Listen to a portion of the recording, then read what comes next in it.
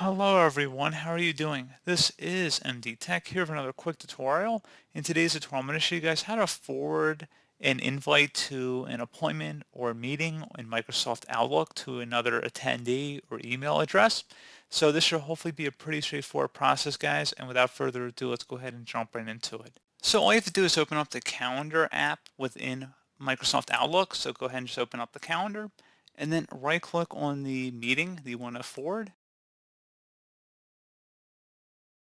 And you want to select forward. In the to address field, type in the address or contacts you want to send it to. You can search the address book in order to search for them, as well as checking names as well to make sure that they are spelled correctly. And then you just would go ahead and send the email once you're ready. If you want to type a little message under here, you can, and that's pretty much it.